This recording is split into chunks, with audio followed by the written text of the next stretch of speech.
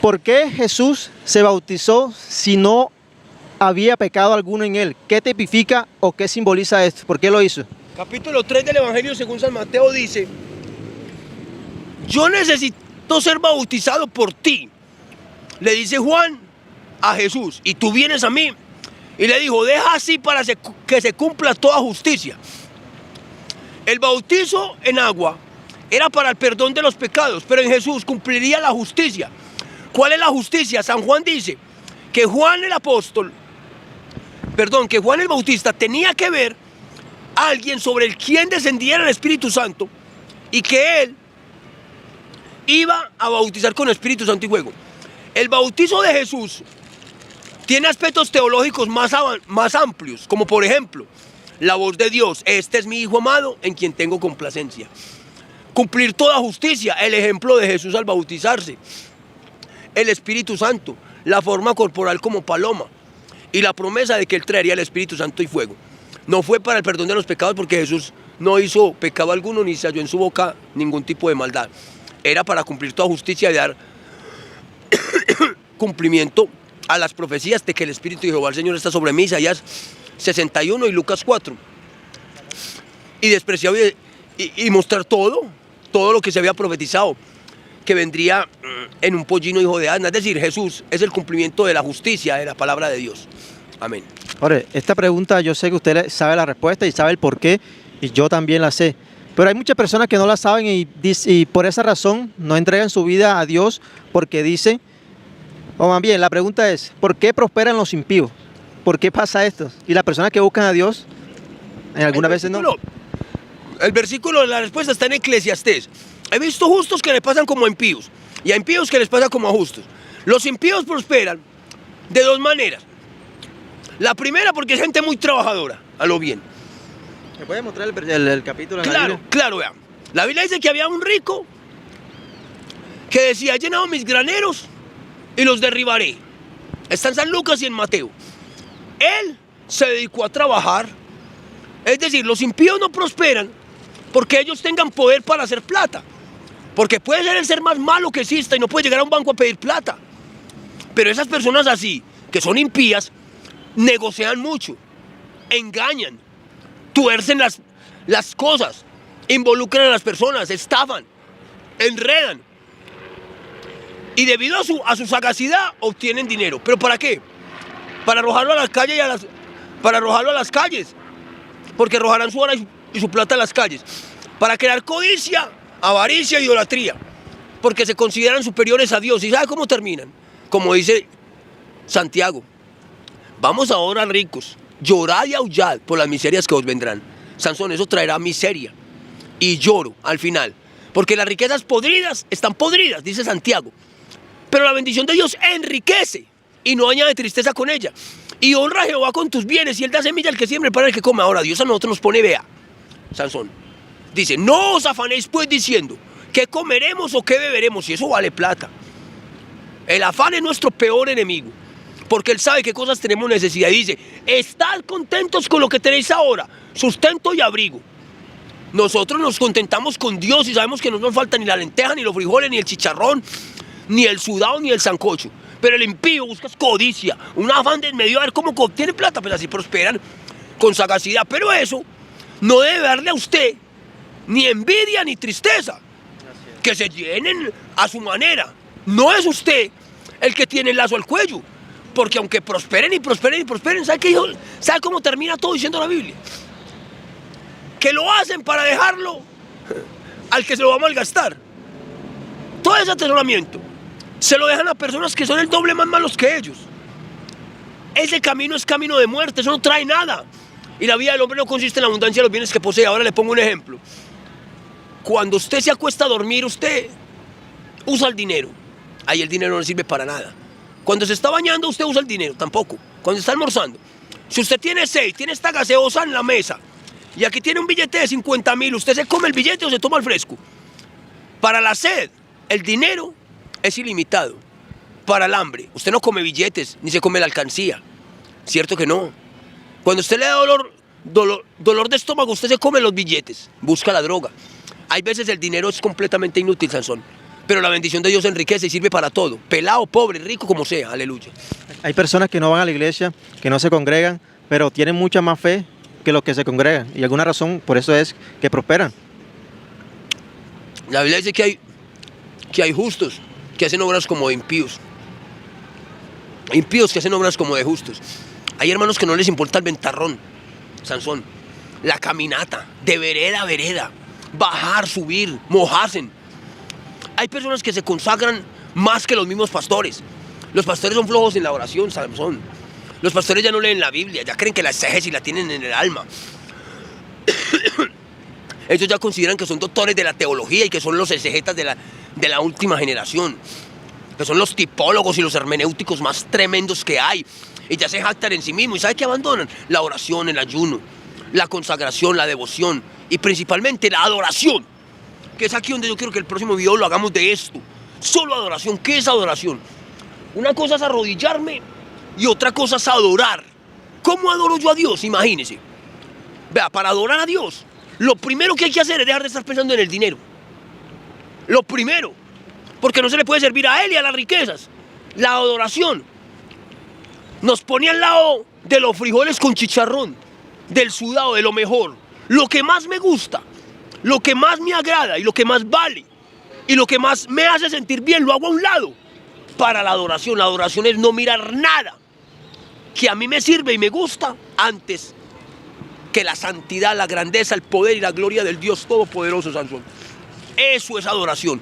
Y quiere que le diga una cosa, los pastores en un 80% hoy están esperando, dicen para las 70, es decir, ya tienen un camino ordenado, ya tienen un cronograma de actividades. Y los cristianos, yo salgo del trabajo, el traje es este, la ropa es este, el perfume es este, voy al culto así, es decir, una vida ordenada. Y la adoración, de último, Sansón, la adoración es lo que, ¿sabe qué se perdió literalmente? La adoración. ¿Se ha perdido? ¿Crees tú que se ha perdido? Ay, la adoración, es que la adoración no es ir al culto y aplaudir y gritar y brincar y aleluya y amén y Dios le bendiga, hermano, y el culto. No, la adoración es más que un culto en una congregación. La adoración es mucho más que lo que hacen en el altar, en el púlpito, que hacen en la ceremonia. No, Sansón, la adoración es, usted sabe qué decir, sabe que de nuevo salí del vientre y de nuevo volvería allá. Jehová Dios, Jehová aquí todo sea el nombre de Jehová bendito para siempre. Me conformo con la semilla que Él da al que siembra y con el pan al que Él come. El agua que me da es su bendición. La adoración es reconocer que esta galleta me la dio Dios. Vea las palomas. ¿Cuánto tiene? ¿Usted cree que todo el mundo viene y les echa comidita? No. Una paloma pasa hasta horas enteras buscando un pedacito de pan. Y ellas saben que esa es la bendición de Dios. Pero hay gente que no para en su medida. ira. En su enojo y en su inconformidad, hasta que no quieren tener el Banco de la República en el bolsillo. A usted caben 10 millones en el bolsillo, pero ellos quieren redundantemente abundancia de plata, sabiendo que la vida del hombre no consiste en la abundancia de los bienes que posee. Eso dice la Biblia. En esta pregunta quiero que profundice con la Biblia, porque hay muchas personas que quieren aprender esto. ¿Por qué el pueblo de Dios se demoró 40 años en el desierto de Egipto a Canaán, si actualmente se sabe que caminando de Egipto a Canaán se demora 21 días máximo, exagerando 30 días? Por un castigo. Porque como 40 días y 40 noches Moisés subió al monte Sinaí por las tablas. Eso fue la misma tipología, pero en años. Dios les dijo, ustedes no quisieron 40 días en mi presencia. ¿Sabe cuánto se demoraron en llegar? 40 días, lo que usted dijo. La caminata desde ahí hasta allá era 40 días. Y se las duplicó a 40 años, Sansón. Sansón acaba de primar, es el único erudito que casi le da la fecha exacta. Él dice que era un mes. Eran 40 días la travesía. Y Moisés subió 40 días a esperar a Dios. Y ellos blasfemaron a Dios, hicieron un becerro de oro, se descarriaron y ahora los puso a andar 40 años hasta que toda esa nación se muriera. Por eso duraron 40 años por un juicio de Dios, debido a su rebeldía y a su menosprecio, porque el varón estaba en la presencia de Dios. Amén. Y también había muchas personas que no creían, o sea, eran rescatados, pero aún así había en el pueblo que no creían. Sansón, ¿sabe qué decían ellos? Nos acordamos de las cebollas. Es que nos acordamos de las cebollas en Egipto. Nos acordamos de los pepinos. Nos acordamos de las hortalizas. Tenían a Egipto en el corazón, habían salido de allá, pero lo llevaban en el alma. Hubiera sido mejor devolvernos. Lo que dice Sansón es verdad, el 75% de hebreos estaba descarriado. ¿Cuánta gente hizo el becerro? Casi todo el pueblo, hermano. La gente de Israel estaba en una condición espiritual pésima, Sansón. Mal. Ahora vámonos ya a este tiempo. La condición de la iglesia, ¿cuál es? Son 5 pasos. Adoración, humillación, oración, consagración y santidad. Sansón, si evaluamos la iglesia a nivel mundial, ¿encontramos eso alto o bajito? Pues bajito. ¿Por qué Sansón hace contenidos para la iglesia y yo también? No porque queramos condenar a la iglesia, sino que sin santidad nadie verá al Señor. El que lo adora debe adorarlo en espíritu y en verdad. Al humilde, el que se humilla, Dios lo exalta. Donde hayan 2 o 3 congregados en mi nombre, allí estoy yo en medio de ellos. Y sé santos porque yo soy santo. Todo eso lo dice la Biblia. Debemos vivir así, pero en un fuego más. Lo podemos hacer, lo debemos hacer, pero no lo queremos hacer. La enseñanza es que hay muchas personas que están en la iglesia, que están siendo procesadas, rescatadas por Dios y aún así no creen. En el desierto hicieron muchas cosas, crearon becerros de oro y aún así era un proceso. Vamos a poner un ejemplo y perdone que lo interrumpa. Vamos a poner un ejemplo. A un hombre de Dios lo llenó con el Espíritu Santo y le dio un trabajo. Pero una noche le dio por irse a fornicar. Se puso a tener sexo con Dalila toda la noche. Al otro día por la mañana mi padre lo dejó quieto y se soltó del juicio. Al segundo día se fue otra vez a fornicar con Dalila. Y volvió Dios, mi padre, a darle la victoria. Pero al tercer día ya estaba en concupiscencias, embriagado por el sexo. Y mi padre le dijo: Sansón, Sansoncito, yo soy santo y soy celoso y soy su padre. 2 veces lo guardé, pero esta vez no va a ser así. Esta vez le voy a quitar mi espíritu. Lo va a apagar y lo va a contristar y yo se lo voy a quitar. Va a ser como cualquiera de los hombres. Le van a cortar el cabello y le van a sacar los ojos y se va a morir. Y se murió. 2 veces le dio la oportunidad. O sea que en las 2 primeras él se libera, pero en la tercera cae en las manos de Dalila. Si la iglesia se pone a jugar como Sansón, pierden los ojos. Si la iglesia se pone a mirar como David, a Betsabé, créalo que toman la mujer de Urías Eteo y entran en un juicio. Si los hombres se ponen como Salomón a mirar 1000 mujeres y a la mujer de Egipto, terminan adorando el palo y la piedra. Moisés era el más manso de la tierra y el pueblo le sacó el mal genio de tal ira que golpeó la peña. Todos los que se descarriaron acarrearon un juicio en el momento, pero vieron otros que tuvieron pantalones y dijeron: así nos queme Nabucodonosor, tírenos a ese horno. Y los metieron. Sadrán, Mesad y Abednego. Y Daniel dijo: si asaran, mándeme ponte los leones, yo les acaricio la barbilla. Ahora que usted menciona eso, ahora que usted menciona a las mujeres, ¿usted cree que la mujer es la tentación más grande del hombre? Porque Sansón, David, todos estos personajes grandes de la Biblia siempre... La Biblia dice que ninguno es tentado de parte de Dios, es la concupiscencia. Y a nosotros los machitos, los hombres nos gustan las mujeres, el derrier de la mujer, el paradito, su boquita, sus mejillas, todo eso es muy atractivo. Pero la Biblia dice: digo pues, andad en el espíritu y no satisfagáis los deseos de la carne. Usted es pintoso, pero entonces se va a acostar con cuanta mujer se le atraviese, pues. No, porque pierde la fuerza. No deis a la mujer en la fuerza. El semen del hombre es la fuerza del cuerpo. Cuando usted vierte en ella o eyacula o se desarrolla, está entregándole la fuerza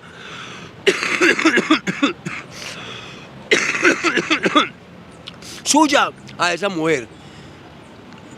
Y si es mala, se une en un espíritu con ella y ella lo esclaviza y lo reduce a un bocado de pan, como dice Proverbios. La vida del hombre es enbeauzarse, ser sabio, inteligente. ¿Quieres una esposa? Busca la mejor. ¿Quieres una relación? Pídasela a Dios. Amén. Haga las cosas en el orden que es espiritualmente. Tal vez usted ya, yo no quiero... yo no quiero que nadie me mande. Yo no quiero que nadie me gobierne, yo no quiero que nadie me dirija. Pero la Biblia dice: miradme y sé salvos todos los términos de la tierra. Aleluya. Hermano, para concluir, volviendo a Egipto, Dios no entrega tierra prometida hasta que no procese totalmente a la persona, al pueblo. Por eso es lo que no entendemos algunas veces. Hablemos de Canaán espiritual, la nueva Jerusalén. Es una ciudad de oro que está lista, pero no entra en ella cosa inmunda. Y usted verá si entra o no entra. Si se vuelve inmundo, si contrista el espíritu, imposible le es restaurarse. Porque no puede crucificar de nuevo a Cristo. Si usted apaga el espíritu, o se vuelve fornicario, o se va a ver con los ladrones, con los borrachos. Si usted coge el talento y lo entierra en tierra, es decir, si usted pierde la salvación porque le dio la gana, la pierde, Sansón. Pero si usted se humilla, Él lo exalta. Y puede ser la tiniebla que sea y la situación que tenga, y Él lo va a ayudar. Pero hay gente que dice: no, yo estoy en mi zona de confort y yo puedo retar al omnipotente. Y yo puedo ir a Sodoma y Gomorra, dame un rocecito y devolveme, porque el Dios de Israel es bueno. Usted va para Sodoma y Gomorra y su mordisco y lo pegan los perros que hay allá. Sodoma y Gomorra le dice a usted, usted viene aquí, siendo hebreo, a fornicar a nuestros burdeles, a nuestros clubes, a hacer todo aquí como si no pasara nada. De aquí se lleva la cuota. Porque es que los hermanos creen que entonces no, yo puedo hacer un poquito de esto y esto y esto, y como Dios es tan bueno, me va a restaurar, me va a renovar. Sí, seguir la paz con todos y la santidad sin la cual nadie verá al Señor. Dios les bendiga. Los invito a todas las seguidores de la página de Sansón Montalvo a ser perseverantes en Cristo. Que perseveren. Por favor, una oración. Por una sola razón. ¿Sabe por qué? Porque cuando perdido yo me hallaba, vino el Señor y me encontró. Cuando me halló, gozo sentí, y al instante salvo fui. Y por haberse multiplicado la maldad, el amor de muchos se enfriará más. El que persevere hasta el fin será salvo. El que venciere le hará todas las cosas. Yo seré su Dios, él será mi Hijo. Padre Celestial, a toda tu iglesia en el mundo entero, tu bendición, que es la que enriquece y no añade tristeza con ella, caiga sobre ellos y reciban un poco más de tu Santo Espíritu de acuerdo a tu sabiduría. Salmo 121. ¿Por qué? Porque esos salmos nos van a ayudar siempre a vivir con Jesucristo. El Salmo 121 es para bendecir a tu hermano o bendecirte tú, para que Dios te cuide de la entrada y la salida, ¿sí? Donde vayas. El Salmo 121, acuérdate de eso. El Salmo 23, el Señor es mi pastor y nada me falta. Los evangelios te ayudan a reflexionar, sí, y a comprender la palabra de Dios. Porque cuando tú recibes en la madrugada, en el silencio de la noche, yo me levanto a las 2 de la mañana. Desde esa hora comienzo a orar hasta las 6. Sí. Entonces, en ese momento, no estoy pensando que tengo que hacer esto, que tengo que hacer lo otro. No, estoy dedicado a estar de rodillas pidiendo perdón, primero que todo, después invocando al Espíritu Santo y comenzando a caminar con Jesucristo. Cuando voy a salir de la casa, hago el Salmo 91, el Salmo 23 y el Salmo 121. ¿Por qué? Porque esos salmos nos van a ayudar siempre a vivir con Jesucristo. El Salmo 121 es para bendecir a tu hermano o bendecirte tú, para que Dios te cuide de la entrada y la salida, ¿sí? Donde vayas. El Salmo 121, acuérdate de esto. El Salmo 23, el Señor es mi pastor y nada me falta. En verdes praderas me hace recostar, me conduce a cañadas, ¿sí? Eso. El 91 dice que va a ser en tiempo de la tribulación, porque nosotros ya vivimos en la tribulación actualmente, sí, y tenemos que estar aprendido ese salmo, porque él dice, caerán 1000 a mi izquierda y 10,000 a mi diestra, y a mí nada me pasará, ¿ya? Entonces, cuando tú los salmos y parte de los proverbios te los aprendes, tú comienzas a vivir con Jesucristo. A veces el Evangelio me habla así. Sí. Dice, yo le entregué, en un pasaje de Juan dice que él entregó a Daniel un libro que cuando él lo ingirió era dulce, ¿sí? Al paladar, pero cuando llegó al estómago le cayó pesado. ¿Por qué? Porque la palabra de Dios es dulce y debemos siempre cumplir la palabra de Dios para que no sea amargo lo demás, ¿ya? Y siempre aprendérnosla, porque cuando Él nos entrega algo, Él, por ejemplo, me entregó el Salmo 150, el 51, apréndetelo. El Salmo 93, el Salmo 23, pero como yo no lo sabía, yo fui y lo saqué. Hace el 91, fui y lo saqué.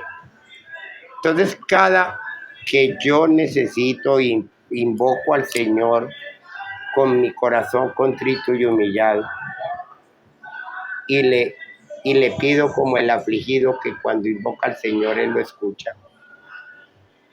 Él te dará siempre la mano y te llevará de la mano por el camino de sus leyes y sus mandatos. ¿Sí? Porque nosotros debemos caminar en las leyes del Señor, no en las del hombre. ¿Ya? Entonces recuerda esto siempre, hermano. Esos salmos te van a llevar por... Siempre te van a proteger. Hay un salmo que a nadie le gusta. El Salmo 21. Sí. El Salmo 1. Donde dice que uno no se debe sentar ni con hipócritas, ni fariseos, ni hipócritas, fariseos, ni... A ver, se me olvidó la otra palabra. Pero en el Salmo 1 dice que con descarados ni sinvergüenza. Porque uno a veces está reunido aquí con la palabra de Dios y los cínicos se burlan de la palabra de Dios. Entonces uno debe levantarse más bien y no sentarse con cínicos, ni hipócritas, ni fariseos, porque ellos se van a burlar de la palabra siempre. Aquí pasa una cosa. Cada vez que yo salgo a predicar la palabra de Dios, los evangélicos la conocen, pero la critican.